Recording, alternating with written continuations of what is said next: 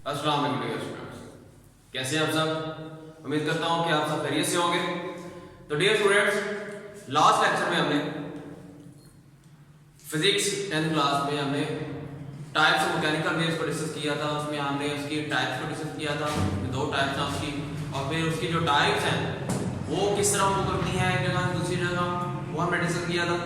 तो dear students, आज जो हमारा टॉपिक है वो हमारा टॉपिक है वेव्स एज कैरिंग एनर्जी।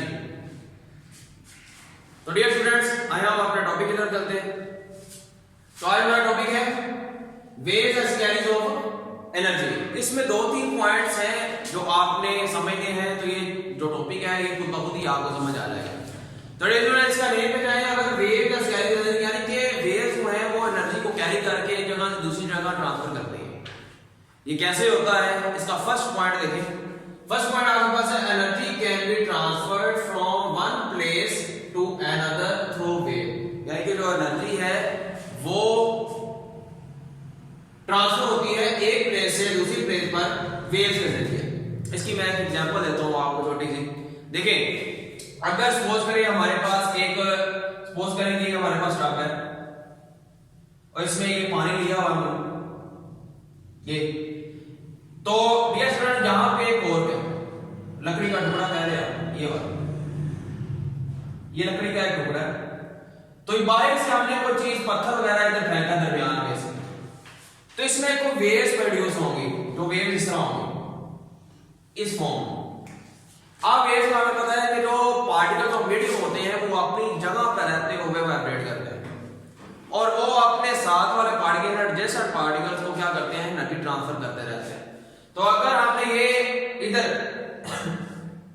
पत्थर फेंके अगर, तो ये वेव इस तरह प्रोड्यूस होंगे और ये जो बॉल होगा ये आपको बाहर नजर आएगा कि ये अपनी जगह से क्या कर रहा है, मोशन में आ गया है, मूव कर रहा है।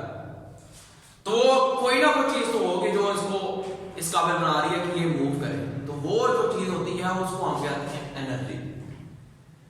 ठीक है, तो ये स्टूडेंट्स ये मेन इसका टॉपिक है। इसकी अगर एक और एग्जांपल अगर हम देखें, अगर हमारे पास एक स्ट्रिंग है, उसको हमने किसी दीवार के साथ बांधा हुआ है या किसी भी हुक के साथ उसको हमने बांधा हुआ है, तो एक तरफ से हम इस तरह उसको हिलाते हैं तो उसके जो पार्टिकल्स होंगे स्ट्रिंग के वो दूसरे एडजेसेंट पार्टिकल्स को एनर्जी ट्रांसफर करते रहेंगे।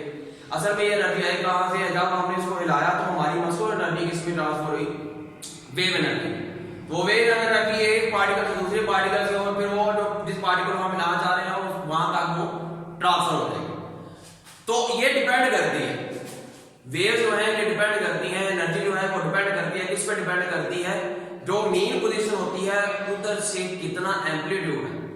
यानी कि अगर एक आपके पास ये मीन पोजीशन है और ये स्ट्रिंग आपने ली हुई है, इसको आपने हुक के साथ डायरेक्ट इधर से आपने पकड़ा हुआ है, तो इसको आपने हिलाया तो ये वेव्स ऐसे ट्रांसफर हो। तो ये जो डिस्टेंस है ये वाला, इसको हम एम्पलीट्यूड कहते हैं। और ये जितना ज्यादा होगा उतनी ज्यादा एनर्जी क्या होगी, ट्रांसफर होगी एक जगह से दूसरी जगह। ये एमसीक्यू के तौर पे भी आ सकता है। ठीक है, तो ये सेकंड पॉइंट इसका यही है, energy in a wave depends on amplitude, amplitude of the wave. यानी कि जितना एम्पलीट्यूड ज्यादा होगा वेव का उतनी एनर्जी क्या होगी, ज्यादा ट्रांसफर होगी। तो डियर स्टूडेंट्स, इसका नेक्स्ट टॉपिक आपके पास कौन सा टॉपिक है, relation between velocity, frequency and wavelength, उसको डिस्कस करते हैं।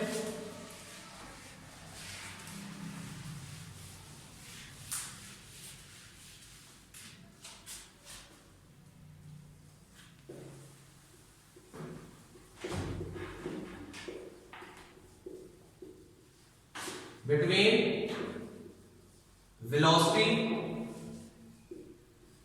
Frequency and wavelength. वेलोसिटी का आपको पता है v होती है और फ्रीक्वेंसी हमने इसकी डेफिनेशन दी हुई थी, इसको f से रिप्रेजेंट किया जाता है। बात है इस वेवलेंथ। तो डियर स्टूडेंट, जो डिस्टेंस ट्रैवल करते हैं, जो हम डिस्टेंस ट्रैवल करते हैं, ठीक है, एक पॉइंट से दूसरे पॉइंट तक, वो हमारे पास है। जो वेव्स में अगर बात करेंगे तो वेव्स में वो ही डिस्टेंस इसमें हो जाएगा, इसको हम वेवलेंथ कहेंगे और इसको रिप्रेजेंट करते हैं लैम्डा। तो अगर वेलोसिटी का फार्मूला अगर देखें तो वेलोसिटी का फार्मूला आपने पढ़ा होगा v is equal to d over t, the rate of displacement, the rate of displacement.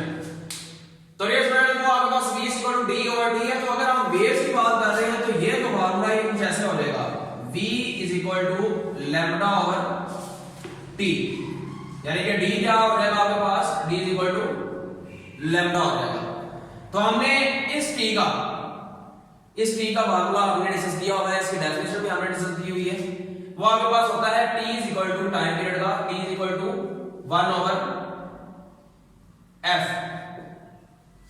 तो अगर इसमें रिप्लेस करेंगे तो v is equal to lambda 1 over f, और ये जो होगा ये आपके पास जाके ऊपर वाले के साथ मल्टीप्लाई हो जाएगा, यानी कि ये हो जाएगा v is equal to f lambda.